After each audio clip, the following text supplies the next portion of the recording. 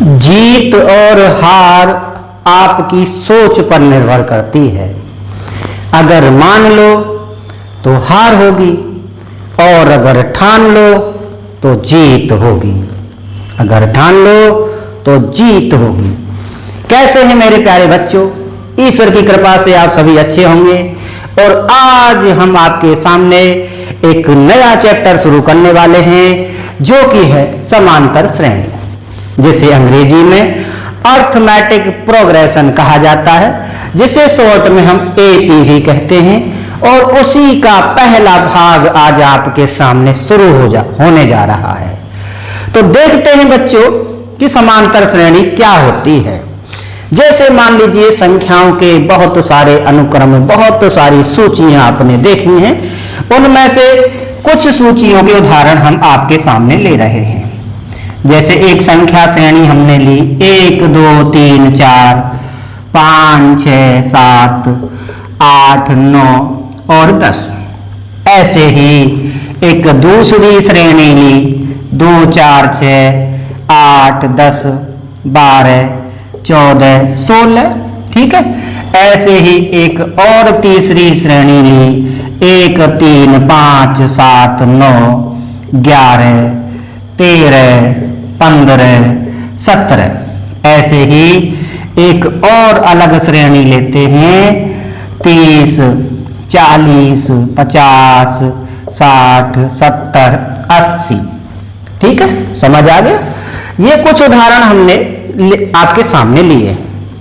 अब इनमें देखते हैं क्या चीज हमें दिखाई दे रही है।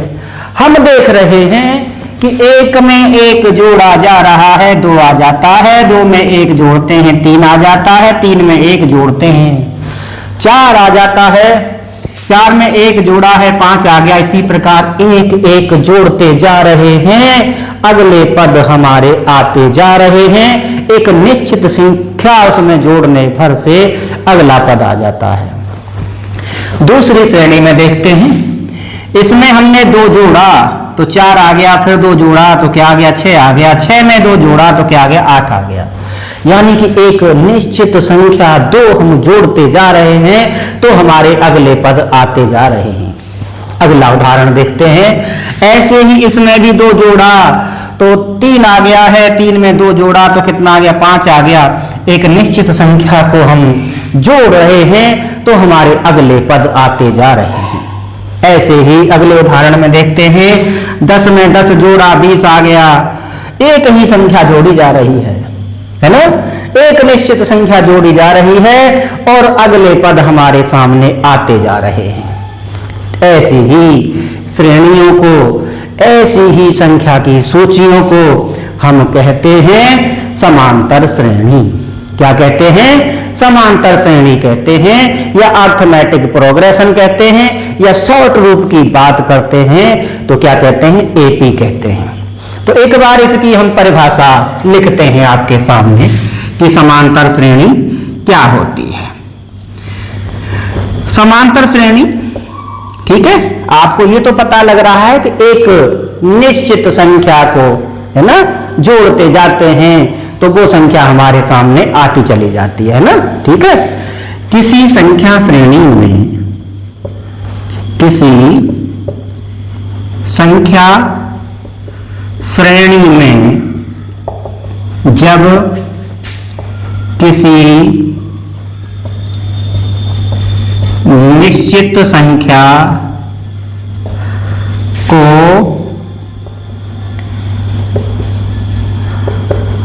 जोड़ा जाता है तब उसके अगले पद आते जाते हैं, आते रहते हैं। इसे ही हम समांतर श्रेणी, ठीक है, क्या कहते हैं? समांतर श्रेणी या एपी, अर्थमेटिक प्रोग्रेशन कहते हैं। ठीक है। एक निश्चित संख्या जोड़ने से उसके अगले पद आ जाते हैं तो हम क्या करते हैं? उसी को हम कहते हैं समांतर श्रेणी। ठीक है, अब हम थोड़ा सी साइड में हैं। इस समांतर श्रेणी की परिभाषा को आप लिख सकते हैं और इसके बाद अब हम आगे और कुछ चीजों को जानने वाले हैं। समांतर श्रेणी की परिभाषा तो हमने समझ ली कि समांतर श्रेणी हमारी क्या है। अब समांतर श्रेणी में कौन कौन सी चीजें प्रयोग होती हैं, कौन कौन से पद इसमें प्रयुक्त होते हैं, क्या क्या सिंबल इसमें प्रयोग में लिए जाते हैं, क्या क्या सूत्र इसमें प्रयोग में आते हैं, वो सारी चीजें एक एक करके हम जानेंगे। जिसमें सबसे पहली जो हम शुरुआत करते हैं, जैसे टॉपिक हमारा क्या हमारा है, समांतर श्रेणी। कौन सा टॉपिक है, समांतर श्रेणी। एक उदाहरण हम इसमें लेते हैं बहुत ही सिंपल तरीके से। 1 2 3 4 5 6 7 8 9 और क्या ले लिया, 10 ले लिया। तो जहां से श्रेणी की शुरुआत होती है, ठीक है, जहां से सूची की या श्रेणी की शुरुआत होती है उसे हम क्या कहते हैं, प्रथम पद कहते हैं, है ना। जहां से श्रेणी की शुरुआत होती है उसे हम प्रथम पद क्या कहते हैं, प्रथम पद कहते हैं। और ए से, ठीक है, छोटे ए से प्रदर्शित किया जाता है, प्रदर्शित किया जाता है।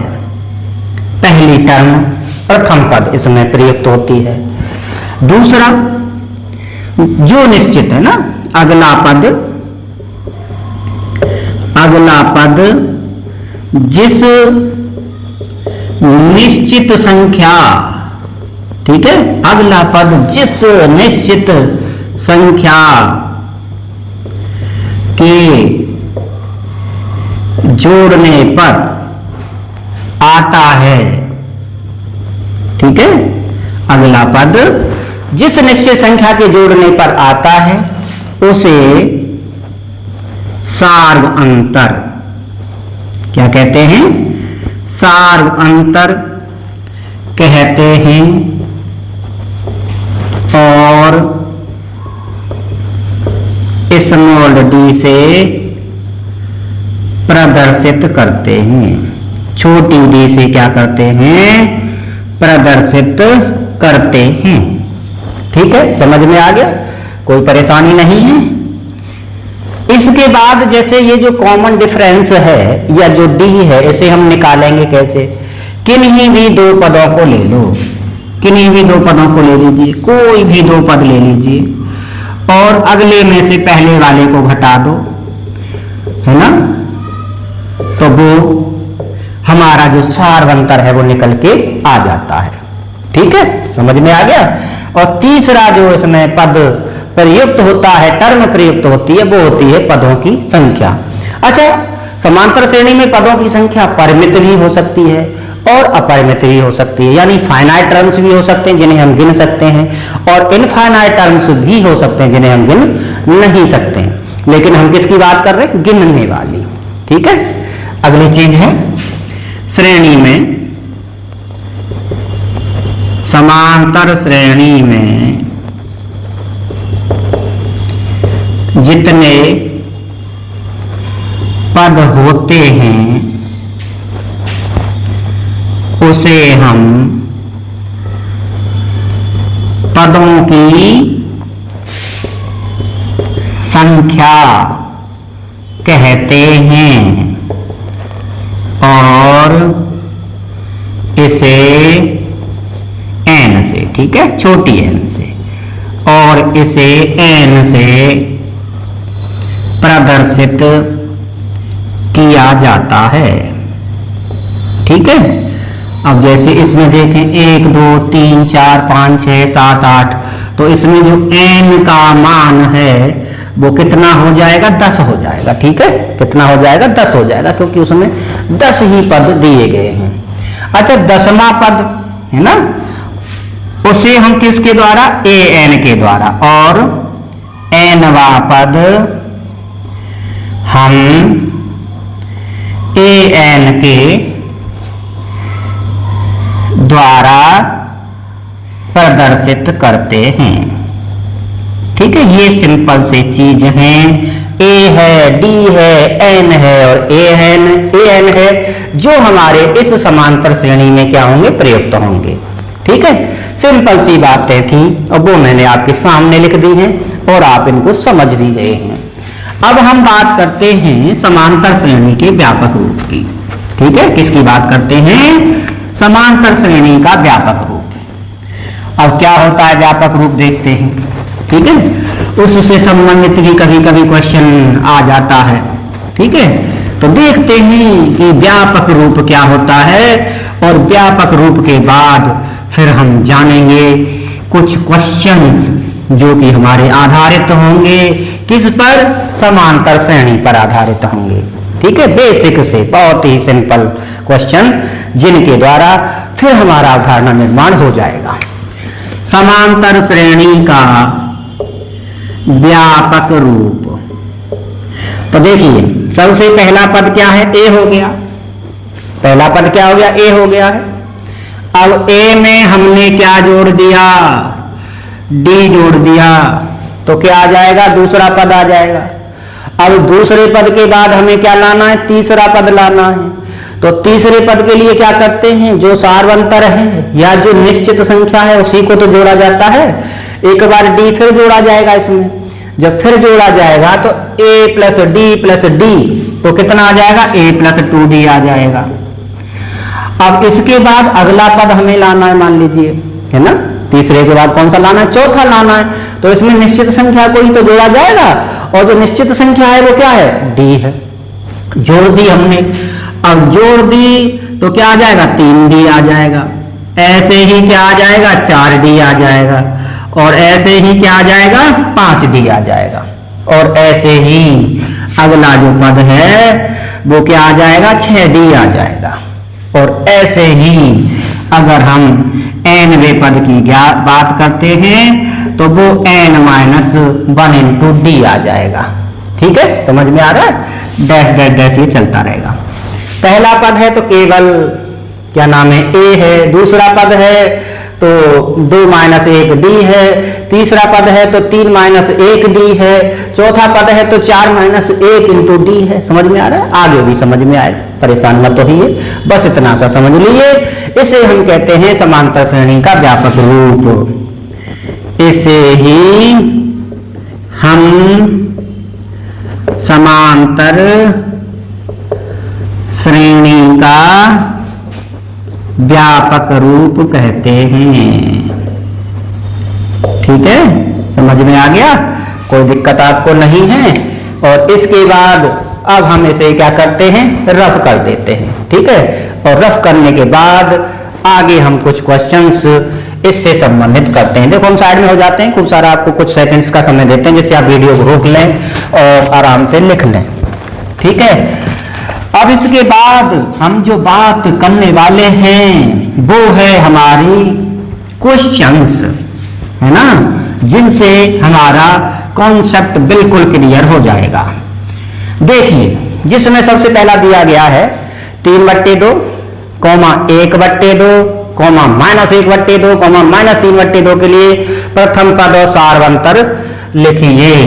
नंबर 1 क्वेश्चन क्या कहता है, 3/2, 1/2, -1/2, -3/2 के लिए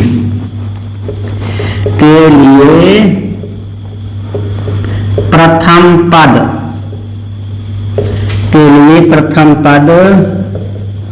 और सार्वंतर लिखिए। ठीक है, प्रथम पद। तो देखो प्रथम पद पर तो हमें कोई कंफ्यूजन नहीं है, जहां से श्रेणी की शुरुआत होती है उसे हम प्रथम पद ही कहते हैं। और जिसे हम प्रदर्शित किसके द्वारा करते हैं, a के द्वारा करते हैं। कितना आ जाएगा, 3/2 आ जाएगा।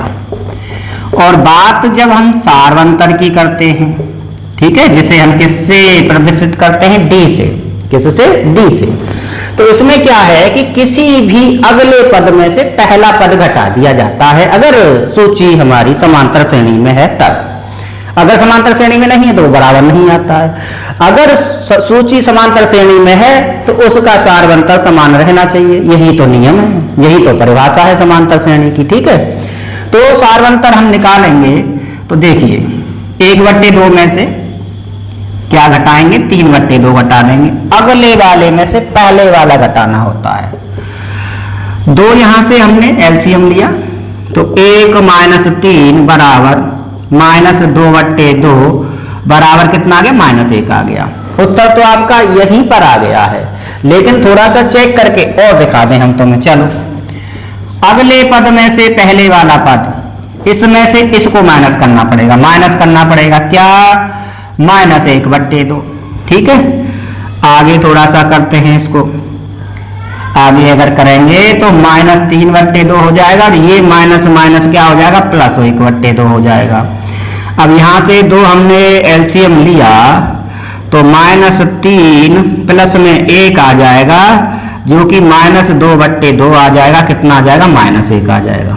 तो आपका जो सारवंतर है वो कितना है, -1 है, जो हमने पहले ही निकाल लिया था। हर केस में, हर स्थिति में समान रहेगा समांतर श्रेणी में। ठीक है, समझ में आ गया। एक से ही निकालना होता है, दूसरे टेस्ट से तो बस मैं आपको वेरीफाई करके बता रहा था। पहला क्वेश्चन हमारा हो चुका है, समझ में भी आपको आ गया है। अब इसके बाद हम बात कर रहे हैं दूसरे प्रश्न की। किसकी, दूसरे प्रश्न की। तो आइए बच्चों जानते हैं क्या पूछा गया है दूसरे वाले प्रश्न में। इसमें तो प्रथम पद और सारवंतर की बात कह रहा था।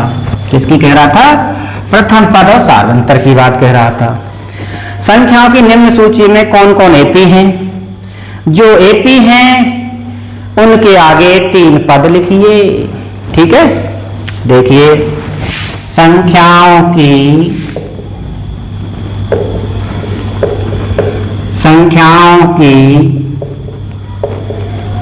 निम्न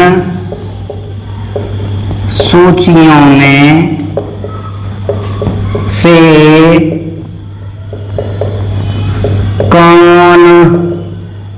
कौन सी सूची समांतर श्रेणी में है। कौन सी सूची समांतर श्रेणी में है। जो सूची, चलो थोड़ा सा शॉर्ट में ले रहे हैं ना, एपी में है उनके आगे 3 पद लिखिए। ठीक है, उसके आगे भी अब हमें क्या करना है, 3 पद लिखने हैं।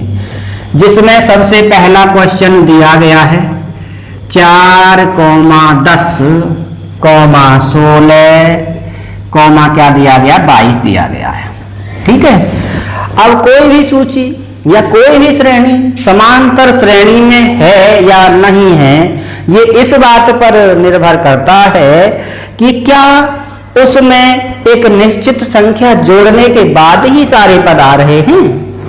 तो उसको चेक करने के लिए आप ऐसा किया करो, जैसे A1 इसको माना, A2 इसको दूसरा पद, पहला पद, दूसरा पद, तीसरा पद और क्या, चौथा पद। तो हमने A2 माइनस A1 किया तो 10 माइनस 4 किया तो कितना आ गया, 6 आ गया। A3 माइनस A2 किया, 16 माइनस 10 करेंगे कितना आ जाएगा, 6 आ जाएगा। A4 माइनस A3 किया, 22 में से 16 घटाया तो भी कितना आ गया, 6 आ गया, क्योंकि 16 और 6 कितने होते हैं, 22 होते हैं। सारे केस में ये जो मान है वो बराबर आ रहा है ना। A2 माइनस A1 बराबर A3 माइनस A2 बराबर A4 माइनस क्या, A3। अतः सूची समांतर श्रेणी में है। किसमें है बेटा, समांतर श्रेणी में है।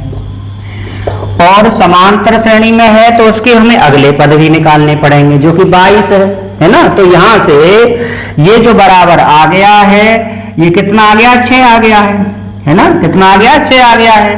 तो यहां से हमारा जो सार्वंतर है वो भी कितना आ जाता है, जो घटाने पर आया है वही है, ठीक है, 6 आ गया है।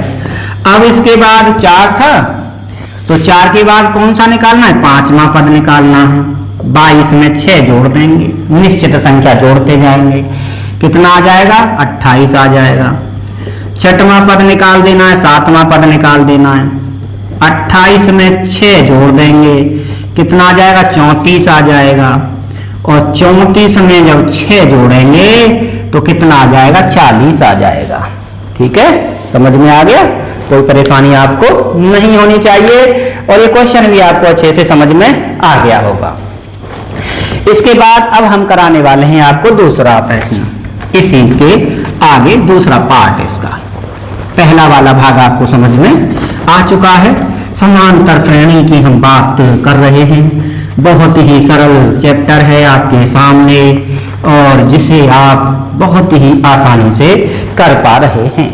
ठीक है, अगला क्वेश्चन देखते हैं जो कि है 3, -2, दूसरा वाला पार्ट। ठीक है, 3, क्या है, -2 दिया गया है और क्या दिया गया है, -7 दिया गया है और क्या दिया गया, 12 दिया गया है। तो ये हमारा A1 है, ये हमारा A2 है, A3 है और क्या है, A4 है, पद है। पहला पद, दूसरा पद ऐसे प्रदर्शित करते हैं, हमने 1 2 3 4 डाल दिए जिससे और क्लियर हो रहा है। ठीक है, परेशान नहीं होंगे आप। A2 माइनस A1 करेंगे, -2 -3 किया, -5 आ गया। ऐसे ही हमने A3 माइनस A2 किया तो -7 -2, तो ये हमारा एक स्टेप और बढ़ा देते हैं इसमें, तो भी -5 ही आ गया है। ऐसे ही A4 माइनस A3 किया तो 12 माइनस क्या आ गया, 7 आ गया। ठीक है, समझ में आ रहा है। और जब 12 में से 7 हम जोड़ेंगे तो कितना आ जाएगा, 19 आ जाएगा। ठीक है, 12 7 कितना हो गया, 19 हो गया। तो यहां से आपको पता लग रहा है कि A4 minus A3 is not equal to A3 minus A2। ठीक है, इसमें बराबर नहीं, हर एक पद में बराबर आना चाहिए, अतः यह समांतर श्रेणी नहीं है। अतः यह समांतर श्रेणी नहीं है।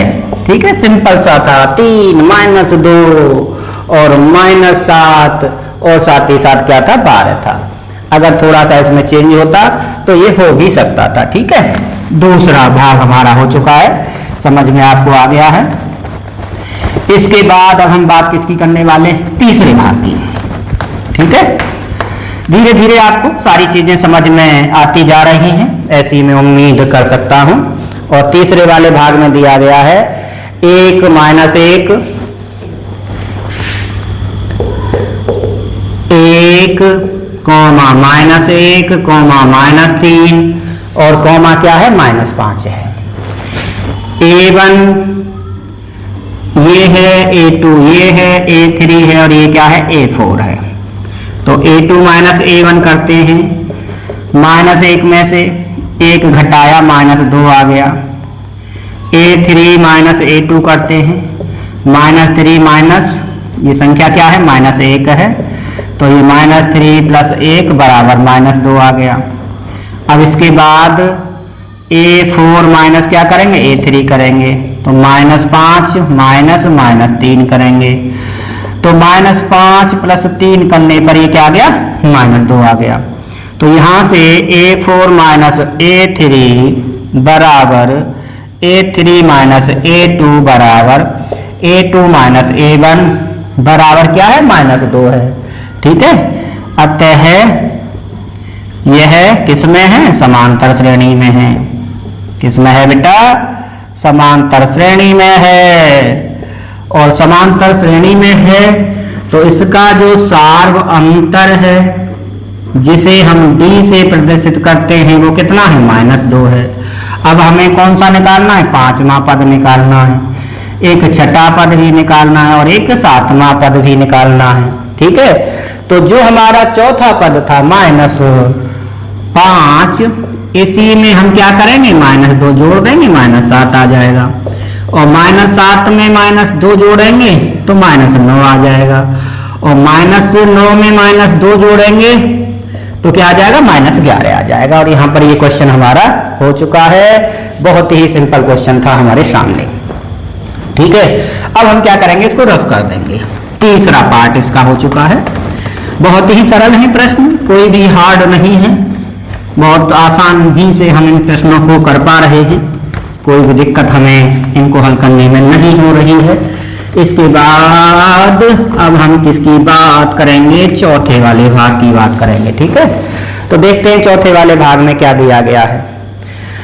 तो चौथे वाले भाग में दिया गया है 0.3, क्या दिया गया है, 0.3 दिया गया है। और क्या दिया गया है, 0.55 दिया गया है। इसके आगे क्या दिया गया है, 0.80 दिया गया है। और क्या दिया गया है, 1.05 दिया गया है। दशमलव में संख्याओं की सूची किसमें दी गई है, दशमलव में दी गई है। ठीक है, जिसे हम आसानी से कर सकते हैं। तो ये पहला पद है, ये हमारा दूसरा पद है सूची में, श्रेणी में, और ये हमारा क्या है, चौथा पद है। तो पहले चलो A2 में से A1 घटाया, तो 0 - 55 में से 0.3 घटाएंगे। ठीक है, तो देखो आप कंफ्यूज मत होना, यहां मैं लिख देता हूं। ठीक है, 0.3 है ना, तो दशमलव के नीचे दशमलव लिखा जाता है। ये 5 और 5 में से 3 जाएंगे तो कितने आ जाएंगे, 2 आ जाएंगे, 0.25। चलो एक बार और ट्राई करते हैं। A3 - A2 करो, तो 0.80 - 0.55। ठीक है, अब देखो 0.80 तो ये है और 0.55 ये है। 10 में से 5 गए तो 5, 7 में से 5 गए तो 2, कितना आ जाएगा, 0.25 आ जाएगा। ठीक है, 0 लगा देते हैं इसके आगे। एक बार और ट्राई करते हैं, A4 - A3, तो 1.05 में से और 0.80 हम घटाएंगे, घटा के देखें इसको भी। चलो इसको भी देख लेते हैं। 0.5 है और कितना है, 8 0 है, ये 5 बचा, 10 में से 8 गए तो 2 बचे। तीनों ही कंडीशन में क्या आ गया, बराबर आ गया। तो यहां से लिखो आप एक बार, तो A4 - A3 बराबर A3 - A2 बराबर A2 - A1 बराबर 0.25। अतः यह किसमें है, समांतर श्रेणी में है। और समांतर श्रेणी में है तो इसका जो सार्व अंतर है, जिसे हम D से प्रदर्शित करते हैं, वो कितना दिया गया है, 0.25 दिया गया है। अब बात आती है इसके अगले वाले पद की, जो कि हमारा कौन सा होगा, 5वां पद होगा। अब 1.05 में 0.025 जोड़ना है, तो कितना आ जाएगा, 25 और 5 जोड़ दो, कितना आ जाएगा, 30 आ जाएगा ना। तो बस 1 क्या आ जाएगा, 30 0। अरे भाई लो कर देते हैं, क्यों कंफ्यूजन है। 5 और 5 10, 2 और 1 3 और 1.30। ठीक है, अब तो खुश हो। इसके बाद छठवें की बात करते हैं, तो 1.30 में जोड़ना है 0.25। अब तो कोई दिक्कत नहीं होगी। तो 30 20 50, कितना आ जाएगा, 55 आ जाएगा। यानी 30 और 25 कितना होता है, 55 होता है। वो हमने वहां पर लिख दिया। एक पद और चाहिए हमें, वो 1.55 प्लस 0.25 आ जाएगा। तो 5 और 5 कितने हो जाएंगे, 10 हो जाएंगे। और ये 5 और 2 7 और 1 कितना आ जाएगा, 8 आ जाएगा। और ये आ जाएगा। ठीक है, ये हमारे सारे पद हमारे सामने आ चुके हैं और आपको समझ में भी अच्छे से आ चुका है। ठीक है, और इसके बाद मैं इसको क्या कर देता हूं, रफ कर देता हूं। ये लो मैंने रफ कर दिया। मैं साइड में हुआ था, तब आप वीडियो को रोक के लिख भी सकते हो। ठीक है, लिखना जरूरी है, अभ्यास करना जरूरी है। ठीक है, केवल देखते रहेंगे तो समझ में तो आपको आ जाएगा, लेकिन जब तक आपका खुद का पेन नहीं चलेगा, जब तक आप खुद नहीं करेंगे, तब तक बेटा पूरी तरीके से आपको समझ में नहीं आएगा, आप मिस कर सकते हैं चीजों को। ठीक है, टेक्नोलॉजी का यूज तो करिए, लेकिन अपनी चीजों को इस्तेमाल भी, अपने अभ्यास को जरूर रखिए। 5वां भाग है बहुत ही सरल, -2.2 -2.2 -2.2 -2.2, पहला पद, दूसरा पद, तीसरा पद और चौथा पद। चलो पहले दूसरे में से पहला घटाया, -2.2 और -2.2 कितना आ जाएगा? -2.2 प्लस 2.2, कट के क्या आ गया? 0 आ जाएगा। ठीक है, एक जैसे पद हैं, -a1 0 आ जाता है।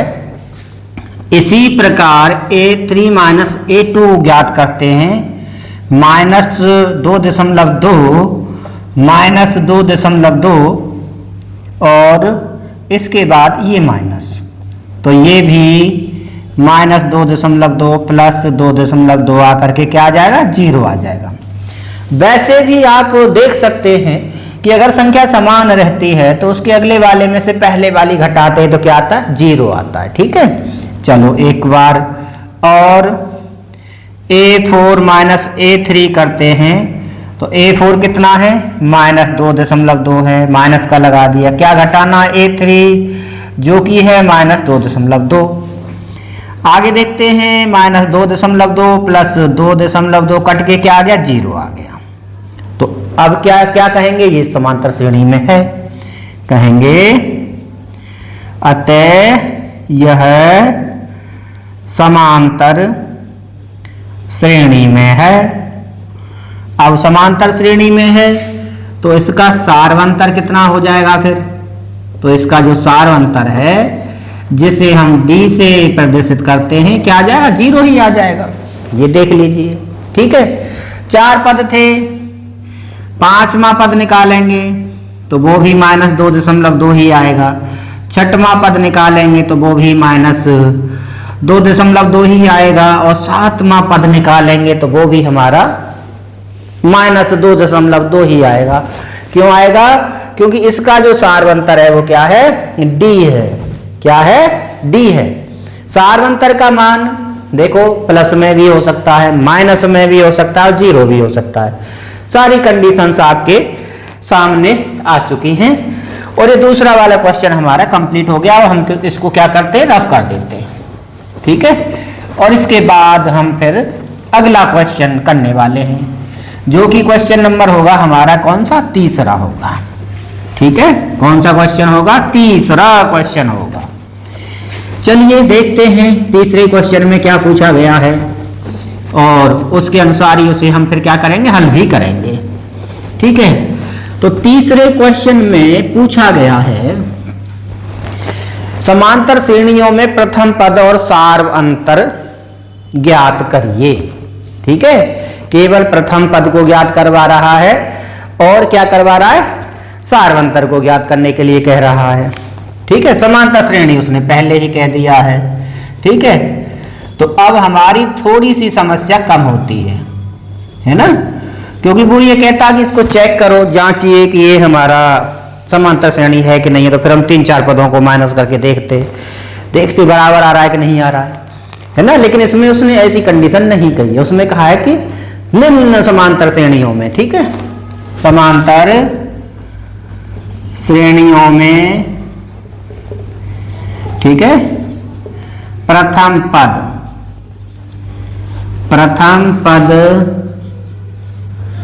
और सारवंतर ज्ञात करो। ठीक है, समांतर श्रेणियों में प्रथम पद और सारवंतर ज्ञात करो। अब इसकी जो समांतर श्रेणी है वो क्या दी गई है, उसका पहला वाला भाग हम देखते हैं। दिया गया है 3 + 7, क्या दिया गया, 3 + 7 + 11 प्लस में क्या दिया गया, 15 दिया गया है। ठीक है, तो इसका प्रथम पद लिख दो पहले। तो प्रथम पद लिखेंगे जो कि a होगा, कितना हो जाएगा, 3 हो जाएगा। अब किसकी बात करेंगे हम, सारवंतर की बात करेंगे जो कि d होगा किसी भी पद में से, यानी अगले में से, लेकिन शर्त क्या है, अगले में से उसके पहले वाला। 15 में से 11 घटा दो, या 11 में से 7 घटा दो, या 7 में से 3 घटा दो, आएगा हर बार ही 4। ठीक है, तो यहां से 7 - 3 किया है ना, 7 में से 3 घटा दिया तो कितना आ गया, 4 आ गया। पहले वाला भाग हमारा पूरा हो गया है। इसके बाद दूसरा है 1/16 दिया हुआ है हमारा समांतर श्रेणी में, 5/16 और क्या दिया गया है, 9/16 और ऐसे ही 13/16 दिया गया है। ठीक है, ये हमारा क्या है, कॉमा है, 4 पद दिए गए हैं। तो सबसे पहले क्या लिखेंगे, प्रथम पद a = 1/16। अब क्या लिखेंगे, सारवंतर लिखेंगे जो कि होता है d। क्या करते हैं, अगले में से पहले वाला घटा देते हैं। तो 5/16 में से 1/16 घटाइए, 5 में से 4 एकम 4, 4 चौको 16, कितना आ जाएगा, 1/4 आ जाएगा। तो जो सारवंतर है वो कितना है, 1/4 है। और यही 2 क्वेश्चन इसके अंदर थे। अब इसके बाद हम कौन सा करने वाले हैं, चौथा क्वेश्चन करने वाले हैं। तो इसको हम क्या करेंगे, रफ कर देंगे। ठीक है, आप लिखते भी रहेंगे साथ ही साथ। ठीक है, अभ्यास भी करते रहेंगे जिससे कि आप बिल्कुल पारंगत हो जाएं गणित में। बिल्कुल आपसे बड़ा कोई भी गणितज्ञ न हो, आप चीजों को मिनटों में मुंहजबानी कर पाएं। समांतर श्रेणी लिखिए यदि प्रथम पद और सारवंतर दिए गए हैं। चौथा क्वेश्चन है, क्या कहता है, समांतर श्रेणी। समांतर श्रेणी लिखिए यदि प्रथम पद और सारवंतर दिया है। देखते हैं पहले वाले भाग में क्या क्या दिया गया है। प्रथम पद और सारवंतर की बात कर रहा है। a = 3, a = 3 है और d बराबर दिया गया 1/3। क्या लिखना है, समांतर श्रेणी लिखनी है। कोई बात नहीं, बहुत ही सिंपल है हमारे लिए। पहले हम पहले पद को जैसे a1 लिख लेते हैं तो 3 हो जाएगा। दूसरे पद को a2 लिख देते हैं। चलो 3 + 1/3, इसमें सारवंतर को जोड़ दिया जाएगा। 3 × 3 = 9 और 1 10/3। a3 जो 10/3 आया है उसमें 1/3 को जोड़ दीजिए जो सारवंतर है तुम्हारा, है ना। अब 3 10 और 1 क्या है, 11 हो जाएगा। क्या हो जाएगा, 11/3 आ जाएगा। ऐसे ही चौथा पद और निकाल लो। 11/3 में 1/3 जोड़ दीजिए, 11 और 1 क्या आ जाएगा, 12/3 आ जाएगा। ठीक है, एक और निकालना चाहे तो चलो एक और निकाल लीजिए। 12/3 में 1/3 जोड़ना है जो कि हमारा सारवंतर है, तो 13/3 आ जाएगा। तो यहाँ से आपकी जो समांतर श्रेणी जो आपने निकाली है वो क्या निकली बताइए। पहले वाला तो 3 ही है, दूसरे वाला क्या है, 10/3 है, 11/3 है, 12/3 है और ऐसे ही क्या दिया गया है, 13/3 दिया गया है। इसे 3 सही 1/3 भी कह सकते हैं ना, बदल भी सकते हैं। ठीक है, लेकिन कोई दिक्कत नहीं, ये भी आपका सही है। अब हम दूसरे वाले भाग की बात कर रहे हैं जिसमें a बराबर दिया गया है 30 प्रथम पद है और d बराबर दिया गया है 1/2। क्या दिया गया है, 1/2 दिया गया है। तो a1 कितना लिखेंगे, 30 लिख देंगे। A2 जब लिखेंगे तो 30 प्लस 1/2, ठीक है भाई। तो 30 दूनी कितना हो जाएगा, 60 हो जाएगा। क्या हो जाएगा, 60 हो जाएगा।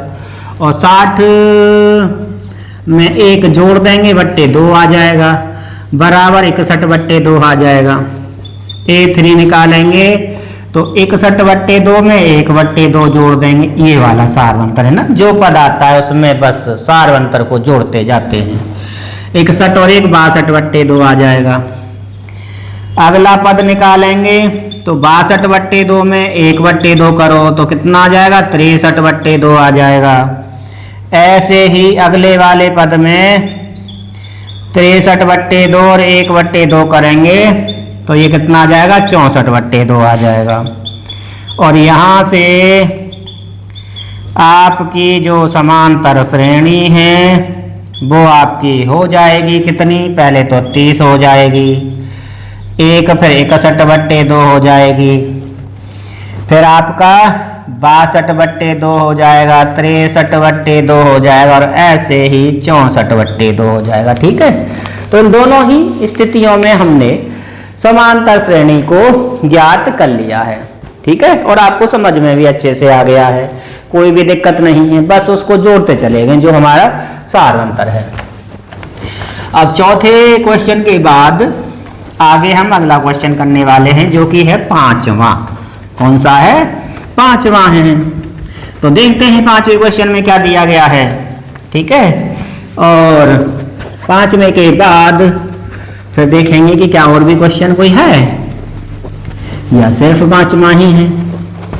तो देखिए 5वें क्वेश्चन में क्या दिया गया है, थोड़ी भाषा वाला प्रश्न है ना। अभी तक आप सिंपल सिंपल चीजों को पढ़ रहे थे, अब लेकिन थोड़ा कैसा है, भाषा वाला प्रश्न है जिसमें कहा गया एक कक्षा के छात्रों का भार। ठीक है, 5वां क्वेश्चन, एक कक्षा के छात्रों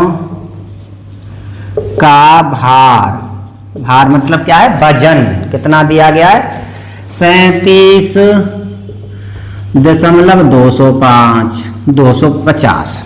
ठीक है, पहले का है।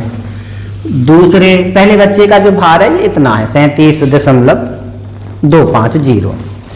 अगले का क्या दिया गया, 39 दिया गया है। उससे अगले का क्या दिया गया है, 40.750 दिया गया है। और उससे अगले का क्या दिया गया है, 42.550। ठीक है, दिया गया, जो कि किस में है, किलोग्राम में है। किस में है, किलोग्राम में है। आगे क्या कहता है, क्या छात्रों का भार, क्या छात्रों का भार एपी में है, क्या छात्रों का भार एपी में है। तो देखो एक संख्या की सूची दी गई है या एक संख्याओं की श्रेणी दी गई है और उसको हमने सीधा सीधा यहाँ पर लिख लिया है 42.550।